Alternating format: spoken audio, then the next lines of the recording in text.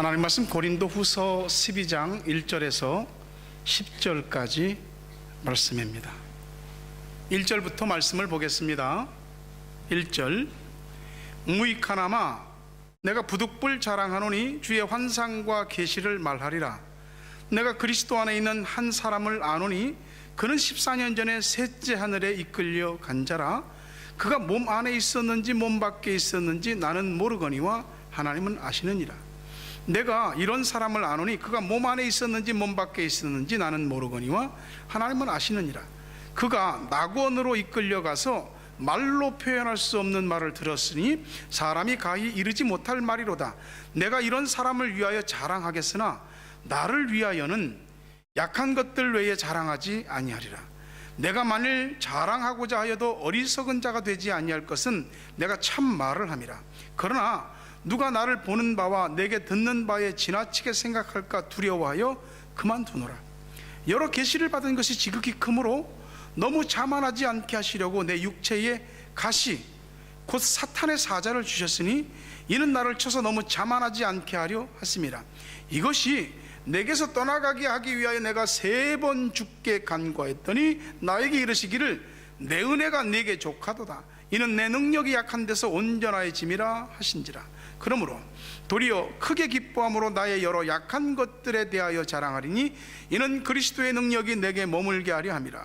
그러므로 내가 그리스도를 위하여 약한 것들과 능욕과 궁핍과 박해와 곤고를 기뻐하노니 이는 내가 약한 그때에 강함이라. 아멘. 거룩한 주일 하나님 앞에 예배드리는 여러분 모두에게 주께서 오늘 또 이 예배를 받으시며 주의 말씀으로 우리들에게 말씀해 주실 줄로 믿습니다. 서로 인사하십시오. 사랑합니다. 축복합니다. 네. 오늘 말씀은 제목 자체가 사실은 역설입니다. 사람은 혼자 살지는 못하거든요. 같이 살잖아요. 그래서 사람이 사회적인 그런 존재잖아요. 혼자 살면 남 눈치 볼 것 없이 이러거니 저러거니 할 것 없이 내가 생각하고 그냥 내 스스로 판단하고 거기서 그냥 끝나면 그만인데, 살다 보니까 남하고 같이 있어. 다른 사람들의 눈을 의식을 안 할 수가 없는 거예요. 그러니까 다른 사람이 보는 나의 모습 괜찮아야 되고 좋아 보여야 되고, 누가 나한테 말거리가 되거나 나를 흉보거나 얕잡아 보거나 그런 것들은 보이고 싶지 않은 거죠. 그래서 우리 모두는 어쨌든 남에게 보여지는 내 모습들이 괜찮고 좋고 남들이 볼 때 와 괜찮은데 이런 모습들만 보이고 싶어 하는 거죠. 자랑을 해도 그런 것만 자랑을 합니다. 아무래도 비교당하게 되면은 괜히 자존심도 상하고 주눅이 들거든요. 이제 영어를 이렇게 이 나라 사람들하고 영어를 하다 보면은 잘 하지 못하니까 나 혼자 그 사람하고 얘기할 때는 좀 내가 실수하고 부족하고 문법도 안 맞고 어떻게 좀 손짓 발짓 해가도 내 뜻을 전달하고 그 사람의 말하는 걸 알아두면 그걸로 서로 기쁨이 있습니다. 근데 누가 한국 사람이 옆에 한 사람이 있어서 영어를 좀 잘하는 사람이 있으면 그나마 하던 영어도 안 나와. 왜 그렇게 그냥 말이 쏙 들어가는지, 말했다가 괜히 창피당하는 거 아닌가 모르겠어. 괜히 부끄러울까봐, 흉보지는 않을까, 그래서 말을 못합니다. 근데 여러분, 우리가 어떻게 우리의 잘 못하는 거, 약한 거 이런 거 자랑할 수가 있겠어요? 근데 오늘 성경에 우리들에게 말씀하신 사도 바울은 안 그랬어요. 내가 부득불 말하는데 나 약한 거 자랑한다. 이 양반은 왜 이런 소리를 할까? 사도 바울이 어떤 사람입니까? 환상과 계시, 환상을 보고 하나님께 계시받은 거로 친다면은 어마어마한 사람입니다. 신약 성경이 27권인데 27권 가운데 13권을 사도 바울이 썼다고요. 하나님과 직통 계시를 받은 게 얼마나 많은지. 바울이 있던 시대에 조금 은혜 받았고 무슨 은사가 조금 있다고 별 자랑하는 사람들이 많았거든요. 바울이 자기 얘기를 하려면 끝도 없는 거야. 내가 아는 어떤 사람이 있는데 14년 전에 셋째 하늘에 올라갔다고. 셋째 하늘이 어디예요? 유대인들은 하늘을 생각할 때 3단계로 생각합니다. 1층 천, 첫째 하늘은 눈에 보이는 스카이, 2층 천, 둘째 하늘은 우주입니다. 스페이스. 세 번째 하늘이 하나님 계신 천국이에요. 이거 내가 아는 어떤 사람이 14년 전에 셋째 하늘에 천국에 올라갔는데 내가 몸 안에 있었는지 몸 밖에 있었는지 나는 모르겠는데 하나님은 아신다 이거지. 흔히 얘기하는 사람들이 입신해 갖고 그 천국에 가서 천국 보고 온 거예요. 근데 바울이 이 말하는 사람이 누구예요? 14년 전에 내가 아는 어떤 사람이, 그 자기 자신이에요. 근데 나라고 얘기 안 하고 겸손하게 3인칭 어법으로 내가 아는 어떤 사람이 14년 전에 엄청난 놀라운 신비적인 것을 체험하고도 14년 동안 얘기 안 했다니까. 부득불 어쩔 수 없어서 얘기를 하는 거예요. 근데 이런 놀라운 은혜와 계시와 환상을 보고 체험했던 바울이 치명적인 약점이 있어요. 바울의 약점은 신체적인 건데 그건 눈에 이상이 있습니다. 노년에는 완전히 앞을 못 볼 정도였으니까. 눈에 안질도 있고 어떤 신학자들은 간질이라고 얘기도 하고. 이게 하나님의 일을 하는데 치명적이에요. 하나님 나 좀 고쳐주십시오. 내가 좀 눈이 조금 건강하면 얼마나 하나님 일 더 잘하겠습니까? 건강하게 해주십시오. 눈 좀 낫게 해주십시오. 하나님께 3번 기도했다 이 말이야. 그 3번 기도한 게 1번, 2번, 3번이 아니고 유대인들이 한 번 하나님 앞에 작정하고 기도할 때는 보통 40일씩 기도한다 이 말이에요. 40일 기도를 보통 3번 하나님께 한 거예요. 그럼 하나님이 들어주실 법도 하잖아. 그래, 네 하는 것 보니까 참 넌 내 마음에 들고 두 마음 품지 않고 내 일만 하는 정말 충성스러운 내 종이구나. 내가 눈을 깨끗하게 고쳐줄게. 그러면 좋은데 하나님이 야, 내 은혜가 너한테 그만하면 충분하다. 됐다. 더 이상 이 일로 나한테 기도하지 마라. 그렇게 하십니다. 바울은 이거를 가시, 사탄의 가시라고 말합니다. 이것 때문에 하나님을 더 의지한다는 거예요. 완전하고 좋으면 너무 좋은데 뭔가 안 되는 나의 이 약함, 허물, 이것 때문에 하나님 앞에 더욱더 매달리게 됐다. 그래서 바울이 내가 약한 데서 온전해지는구나. 내가 약해야지 그리스도의 능력이 내 안에 머물게 되는구나. 기쁘다. 다시는 하나님 눈 고쳐주세요. 그 기도를 않는 겁니다. 우리는 자신의 허물이나 약점 잡힐 만한 약함들은 절대 얘기 안 씁니다. 얘기하면 사람들이 나를 어떻게 생각할까 생각이 복잡해지면 정말로 돌아버릴 것 같으니까 절대 얘기 안 합니다. 근데 하나님은 우리의 약함을 사용하시는 분이에요. 스파르탄들은 애들을 밑으로 떨어뜨려서 기어 올라오는 애들만, 남자애들을 키웠다고 합니다. 약한 놈들은 우리 스파르타 제국에 필요 없다는 거죠. 하나님은 안 그렇습니다. 하나님은 강한 자와 괜찮은 자와 많이 배운 자와 많이 가진 자들만을, 하나님이 능력 있는 자만을 쓰시지 않습니다. 약한 자들을 하나님이 하나님의 능력을 덧입어서 쓰십니다.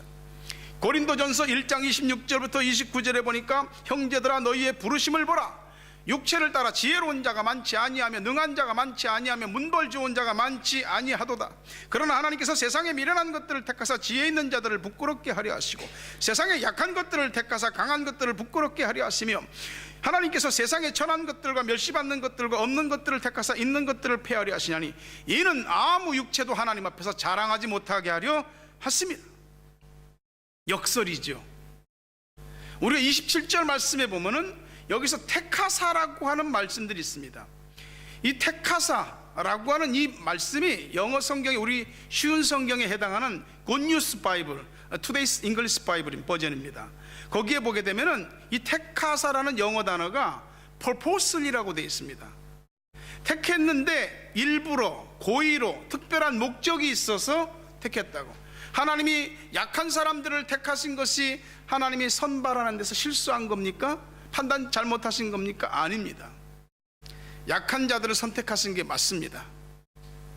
그들을 통해서 하나님의 능력을 온전히 드러내시기 위함입니다.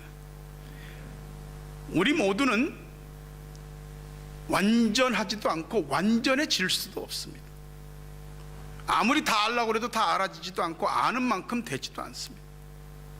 살면서 우리 머릿속으로 뚫리지 않는 일들, 마음속으로 해결이 안 되는 일들, 우리 가정에서, 우리 삶의 현실에서 이거 뭐야, 왜 이렇지? 라고 하는 이런 일들은 우리를 한없이 위축되게 합니다. 자신감이 없게 하고 오히려 열등감 속에 빠지게 하고 대인관계를 갖다가 불편하게 만들고 누구 앞에서 자신 있게 말 한마디 못하게 만들고 그럽니다. 그런 것들이 우리들에게 눈에 보이는 부분으로 또 눈에 보이지 않는 부분으로까지 다 있습니다. 어떻게 우리는 그런 것들을 해결하고 참고 지금까지 왔습니까? 하나님은요, 우리가 하나님 앞에 나오기를 바라요. 그 약함을 통해서 살면서 하나님 앞에도 약한 모습 보이기 싫거든. 사람들 앞에 눈물 안 흘리려고 하는 것처럼 나 안 울어, 나 이런 모습 안 보여, 자신감 있게 얘기하려고 그래요. 근데요, 우리는 근본적으로 우리의 죄와 사망의 문제를 해결 못하는 사람들입니다.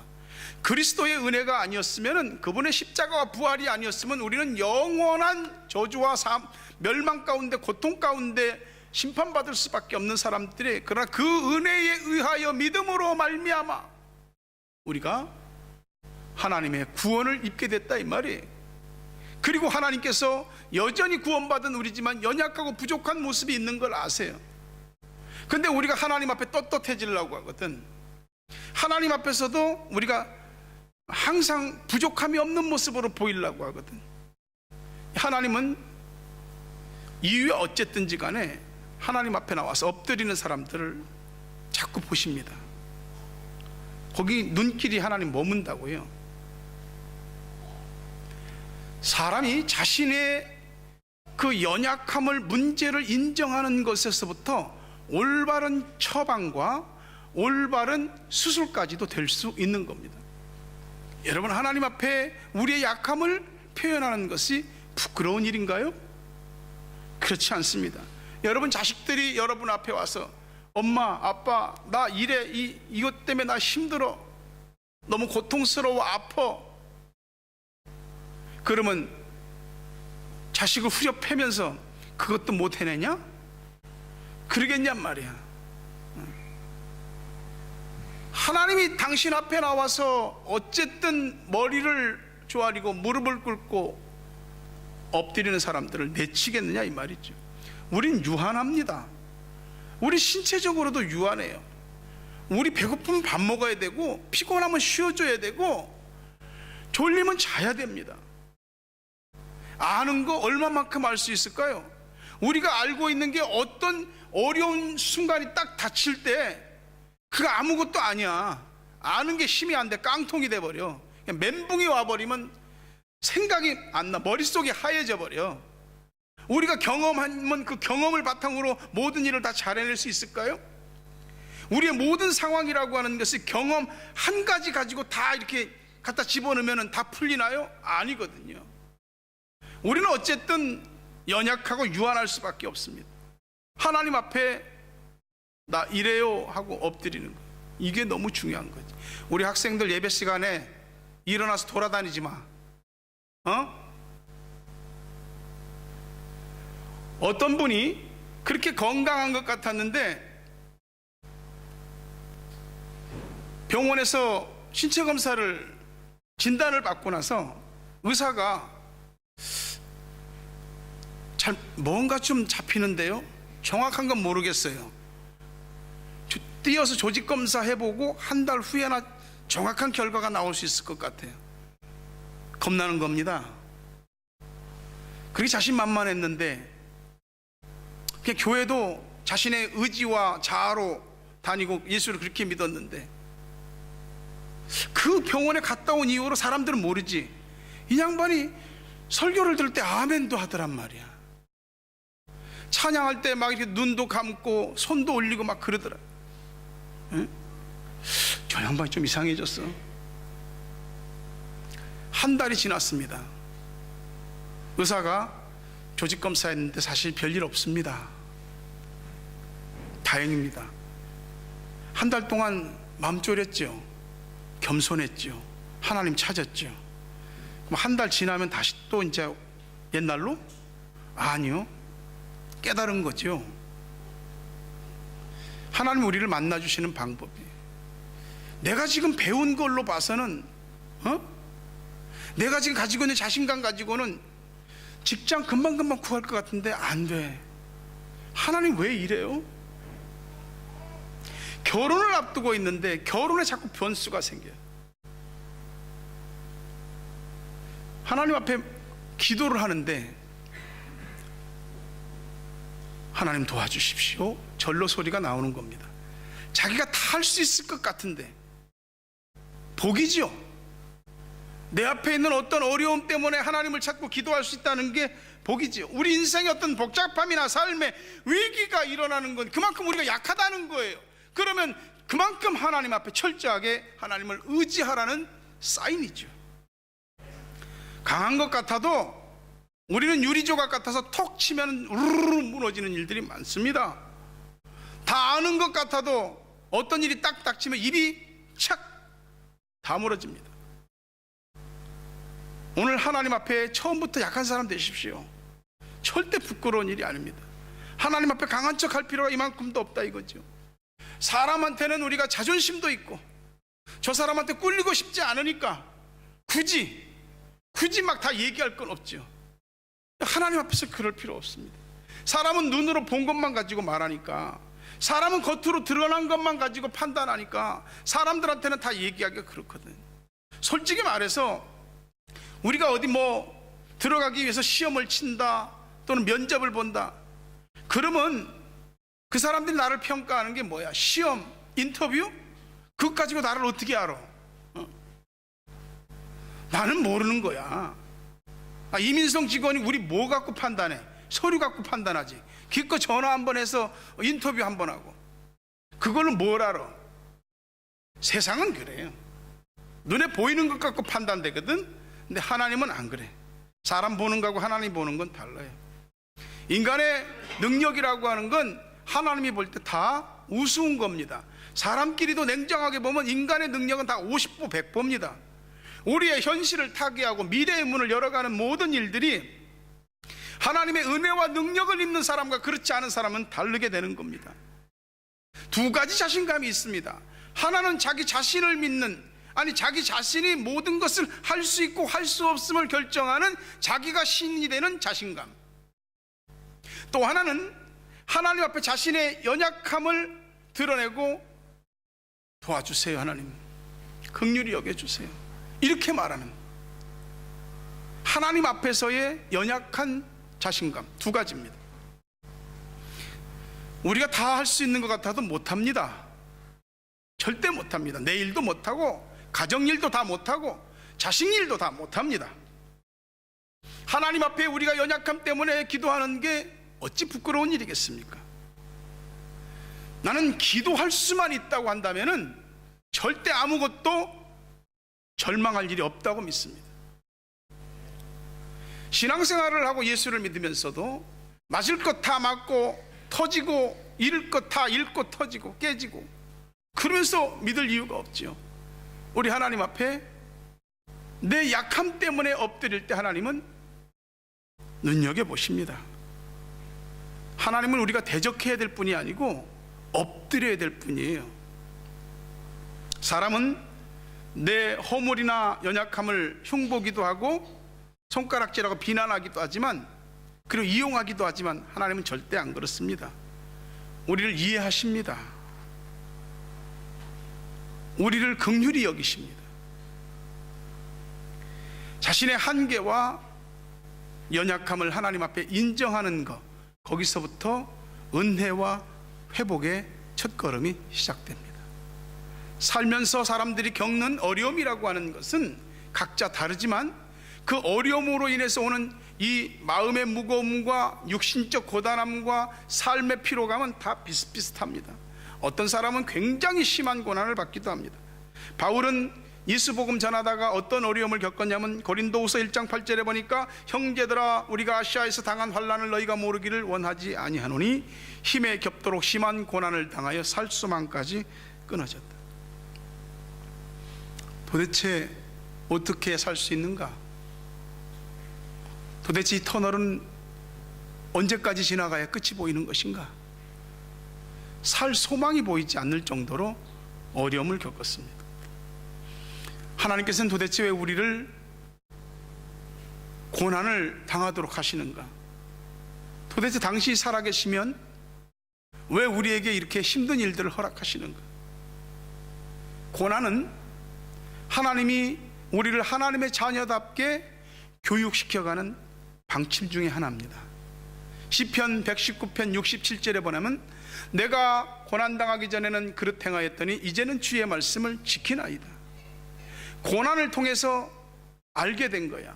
고난을 통해서 마음과 생각과 우리 삶의 방향과 또 어떤 사람이 되고 어떤 삶을 살아야 될지가 이제 교정되기 시작하는 거죠. 기도를 어렵게 생각해서 못하는 사람도 있지만 기도는 어렵지 않습니다. 하나님 앞에 그냥 내 속을 갖다 풀어놓으면 됩니다. 근데 우리가 기도를 하지 못하는 이유는 많이 있지만 기도를 하지 않는 그 바탕에는 딱 한 가지가 깔려 있습니다.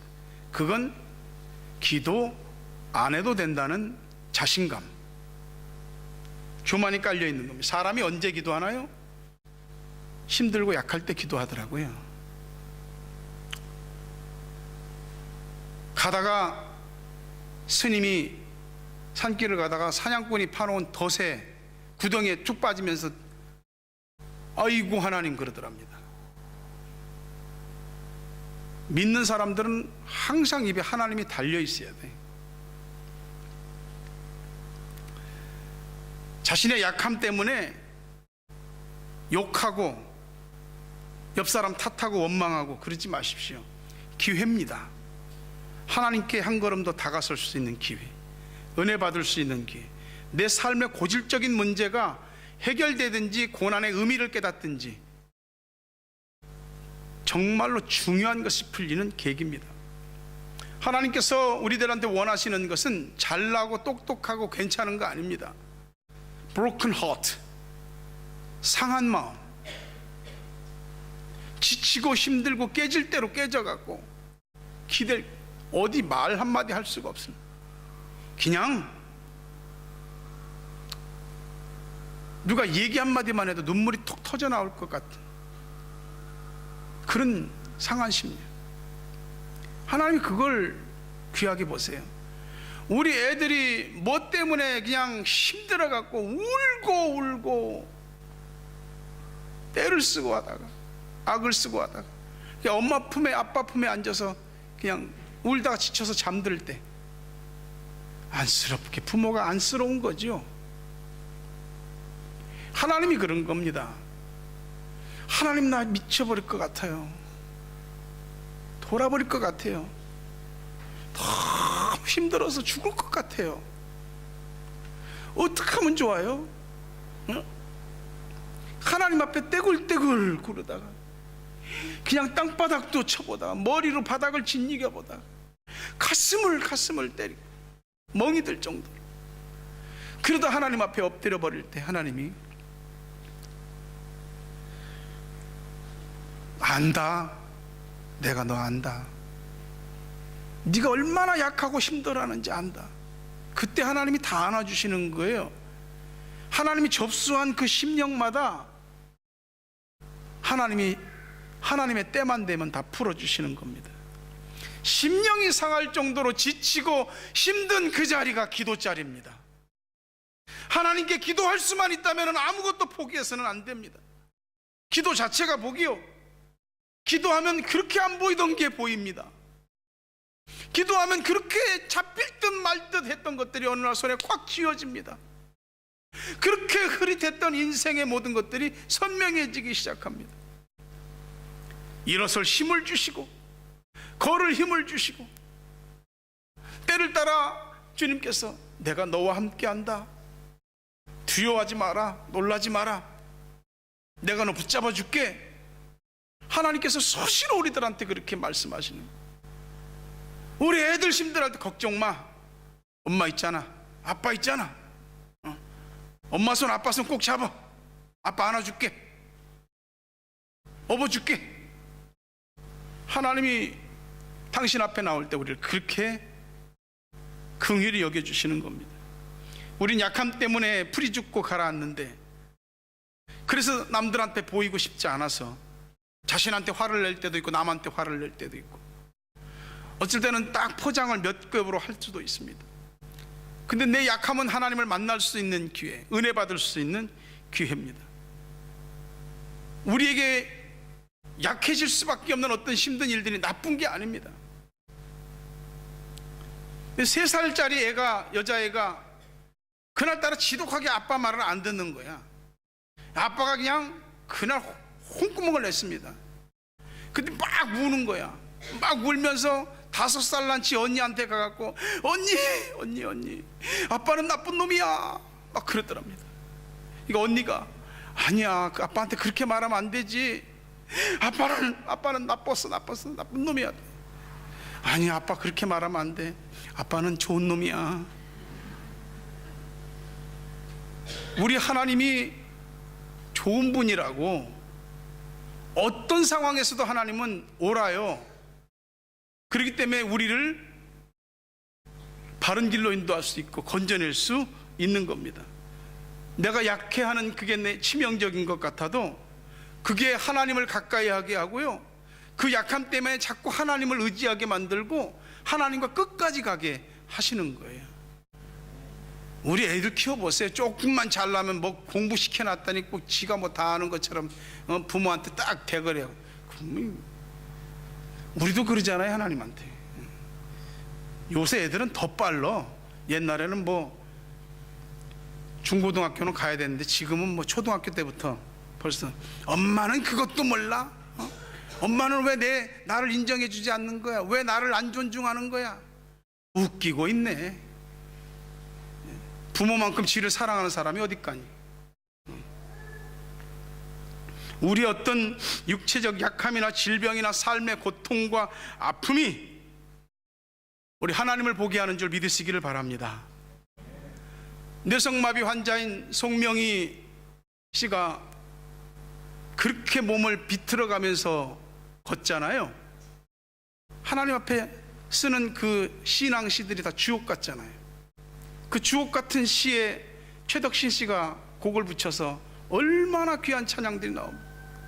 유명한 찬양이 나 공평하신 하나님, 나 가진 재물 없으나, 나 남이 가진 지식 없으나, 나 남에게 있는 건강 있지 않으나, 나 남이 없는 것 갖게 하셨네.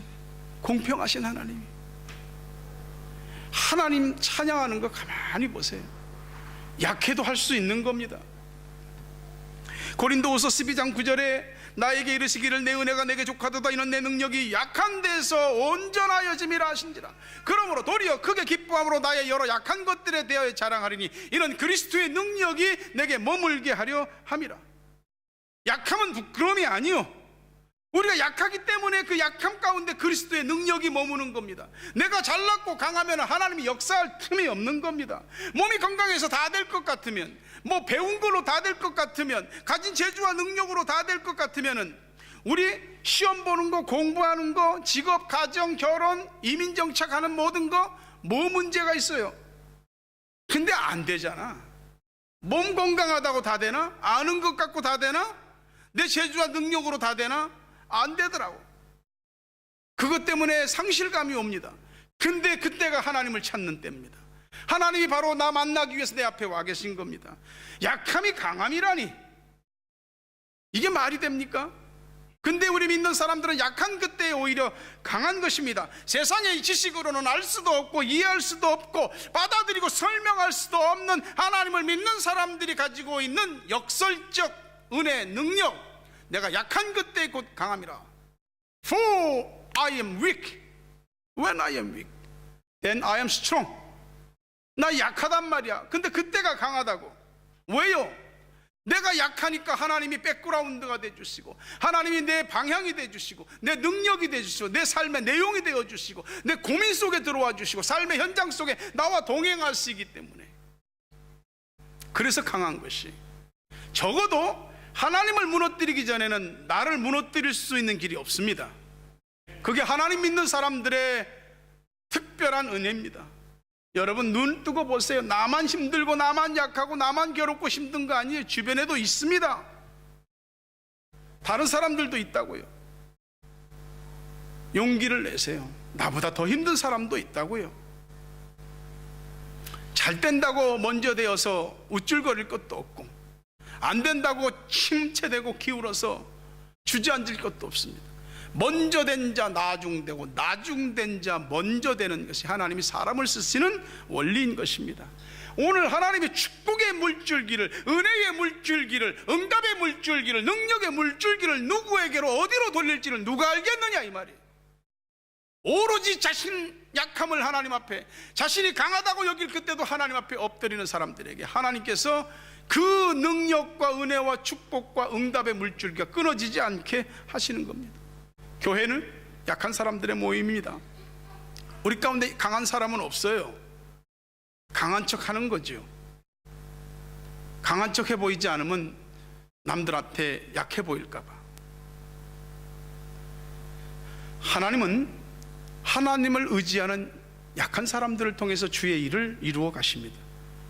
우리 모두 약하니까 서로를 위해야 되고, 서로를 이해해야 되고, 서로를 기댈 수 있는 그런 나무가 되어줘야 되고, 서로에게 그늘이 되어줘야 되고, 누가 나한테 손을 내밀면 잡아줄 수 있어야 하지 않겠습니까?